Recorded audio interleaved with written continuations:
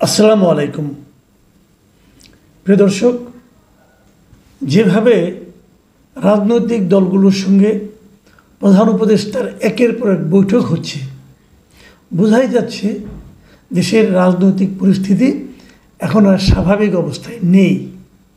একটা বড় ধরনের টানাপোড়েন চলছে এবং আগামী দিনগুলোতে আসলে কোন দিকে যাবে এটা জানার জন্য সবাই অধীর আগ্রহে অপেক্ষা করছেন। নিজেরা যার যার মতো করে পর্যালোচনা করছেন এবং বিভিন্ন মিডিয়ায় চোখ রাখছেন। আসলে হচ্ছেটা কি হতে যাচ্ছে সামনে। প্রথম দিন মানে গতকালকে আমরা দেখলাম ডক্টর ইউনূসের সঙ্গে তিনটা প্রধান রাজনৈতিক দল দেখা করেছেন, বিএনপি, জামায়াতে ইসলাম এবং এনসিপি। এনসিপি হয়তো অনেকের কাছে ছোট দল, কিন্তু সরকারের কাছে তারা একটা বড় দল। তারা বড় বড় দাবি করে, তিনজন উপদেষ্টার বিদায় চায়, তাকে বের করে দিতে হবে এটা বলে, নির্বাচন কমিশনকে বাতিল করতে হবে এটা বলে, মানে তাদের দাবিগুলো অনেক বড় বড়। কিন্তু সমর্থক মোটামুটি এখন কমতে কমতে খুবই কমের দিকে চলে এসেছে।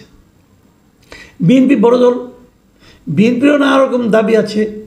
বিএনপিও তিনজনেরকে বিদায় করতে বলে এবং সেই সঙ্গে বিএনপি একটা বড় দাবি করে, যে দাবিটা হলো ডিসেম্বরের মধ্যে নির্বাচন দিতে হবে। সরকার কি করবে আসলে?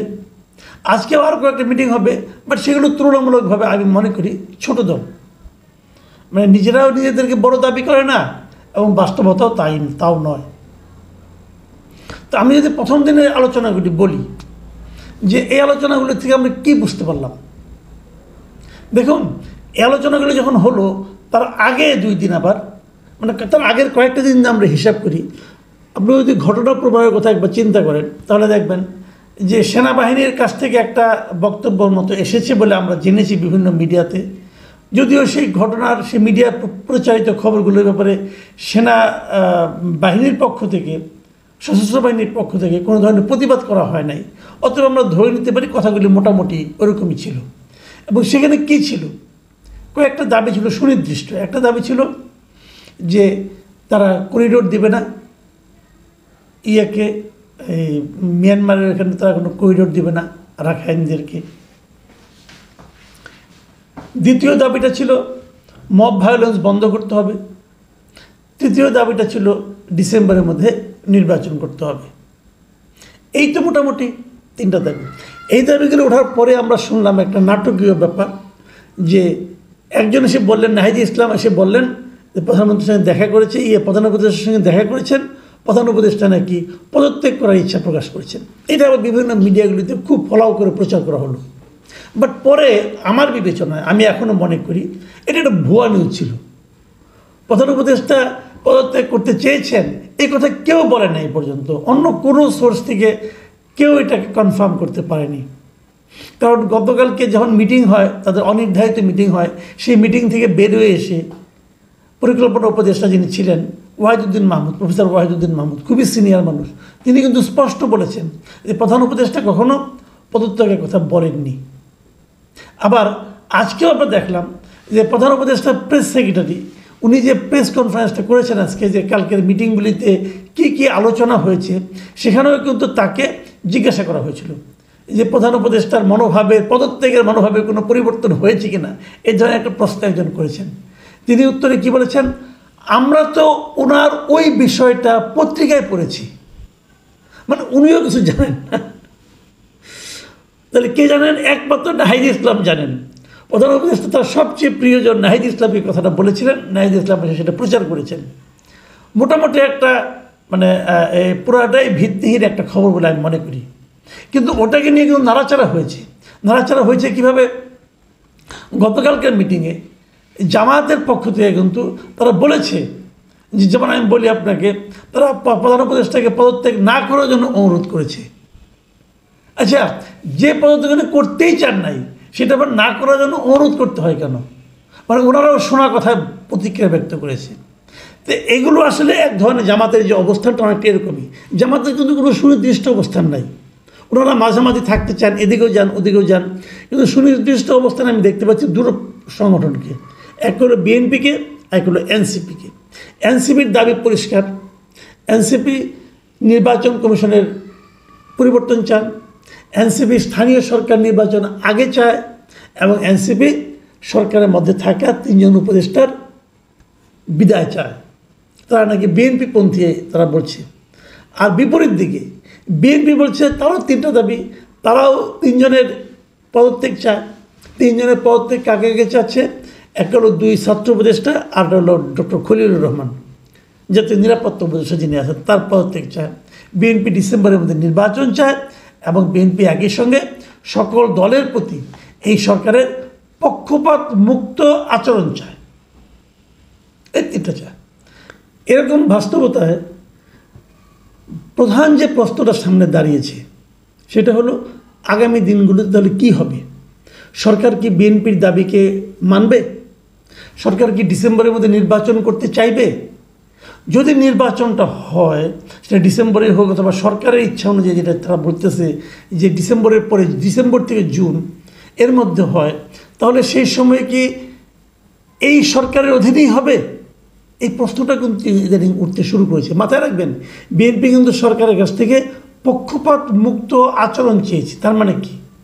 তার মানে বিএনপি এই সরকারের আচরণে এরই মধ্যে পক্ষপাত দুষ্টতার আচরণ দেখতে পাচ্ছে।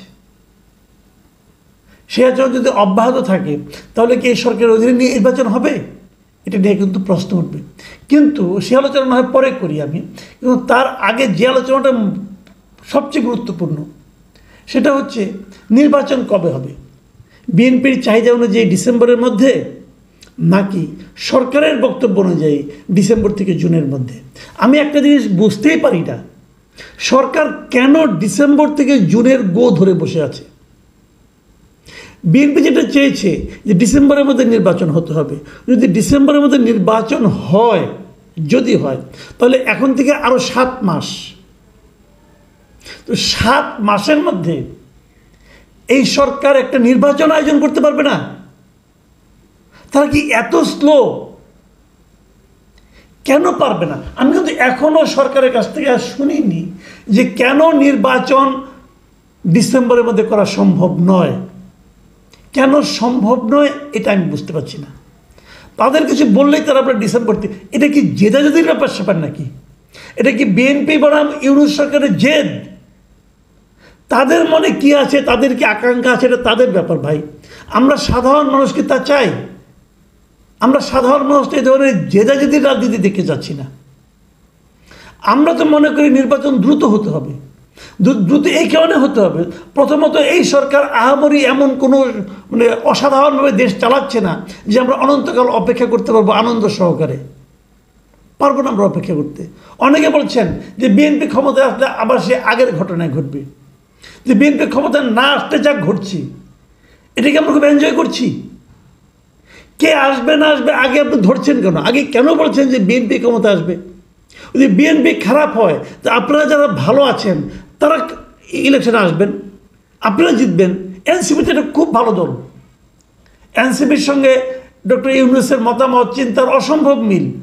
তো ডক্টর ইউনূস এনসিপিকে সাপোর্ট দিলেই পারেন, দিয়ে রাজনীতিতে এসে পারেন, ইলেকশন করেন, জনগণ আপনাকে হুমড়ি খেয়ে ভোট দিবে, অসুবিধাটা কি? কিন্তু কেন গো ধরেছেন এই নির্বাচন জুনের মধ্যে হতে হবে, এপ্রিলে হতে হবে, মার্চে হতে হবে? কেন? আপনারা কারণটা ব্যাখ্যা করেন। আমি এ পর্যন্ত শুনলাম না যে কারণটা কি। অন্য অন্য তত্ত্বাবধায়ক সরকার তো এর মধ্যে 2বার ইলেকশন করতে পারত, কারণ তার 3 মাস করে থাকে। আর বলছেন সংস্কার। বিএনপি কিন্তু স্পষ্টকালকে বলে এসেছে সংস্কার, বিচার এবং নির্বাচন 3টা পৃথক জিনিস, একটার সঙ্গে আরেকটা মেলালে চলবে না। সংস্কার এটাও চলমান, বিচার এটাও চলমান, নির্বাচনটা হতে হবে। আমি তো এই লজিককে সাপোর্ট করি। আমি সরকারকে অনুরোধ করব, আপনাদের মাথায় রাখতে হবে আপনারা যে এখনও নির্বিঘ্নে টিকে আছেন এর প্রধান কারণ হলো বিএনপির মতো একটা বড় দল আপনাদেরকে সমর্থন করছে। বিএনপির জনসমর্থন সারা দেশে ছড়িয়ে আছে। এখন আপনারা যে একটা সুযোগ দিচ্ছেন, আমি জানি এই সরকারের পক্ষ থেকে একটা সুযোগ দেওয়া হচ্ছে। তারা বিএনপির একটু দুর্বলতাকে টের পেয়েছে। তারা জানে যে বিএনপি তাদেরকে কখনো সরিয়ে দিতে চাইবে না, কারণ সরিয়ে দিলে আবার আগের মতোই কিন্তু ঝামেলা পাকাতে পারে। এটা বিএনপি বলেছেও যে নির্বাচন যতই বিলম্বিত হবে ততই আগে স্বৈরাচার আবার চলে আসতে পারে। এই বিলম্বিত হওয়া অথবা এদের সরে যাওয়া দুই ক্ষেত্রেই বিএনপির এই আশঙ্কা কিন্তু থেকে যায়।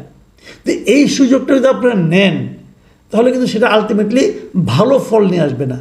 ভালো ফল নিয়ে আসবে না এই কারণে, বিএনপি যখনই আপনাদের উপর থেকে সমর্থনটা তুলে নেবে, মনে করবেন আপনাদেরকে কেউ গুরুত্ব দিবে না।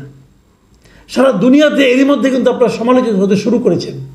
সেই সমালোচনা প্রধানত হচ্ছে সেটা হলো আপনারা এমন একটা রাজনৈতিক ব্যবস্থা কায়েম করেছেন যার মাধ্যমে সাধারণ মানুষের ভোটের চয়েসটা কমে গেছে। মানে তারা কালকে আমি যেটা পড়লাম নিউ ইয়র্ক টাইমসে, তারা কিন্তু আলটিমেটলি ওই কথাটাই বলতে চেয়েছে যে আপনারা যে আওয়ামী লীগকে নিষিদ্ধ করেছেন এটা কিন্তু সারা দুনিয়ার মানে গণতান্ত্রিক দেশগুলো ভালোভাবে নেয়নি। আপনারা কতদিন এভাবে টিকে থাকতে পারবেন এটা আমি জানি না। আমি চাইব সকল মহলের সৌভদ্রী উদয় হোক। আপনারা ডিসেম্বর থেকে জুন এই টাগ অফ ওয়ারে থাকেন না। আর তাছাড়া একটা সুবিধাও আছে, ঠিক আছে, যা বলেছেন ভাবছেন যে আমি যা বলেছি সেখান থেকে সরলে হয়তো আমাদের ক্ষতি হবে, আমাদের মান সম্মান যাবে, ওকে, সেক্ষেত্রে কিন্তু সময় আছে। সেটা কি জানেন, এরা বলেছে ডিসেম্বরের মধ্যে, আর উনি বলেছেন ডিসেম্বর থেকে জুন, তাহলে ডিসেম্বর মাসটা কিন্তু দুই জায়গায় কমন। তো ডিসেম্বর মাসের মধ্যে করলেই তো হয়ে যায়। তো এই কাজটা কি তারা করবেন? প্রিয় দর্শক, এখন এই পর্যন্তই। আল্লাহ হাফেজ।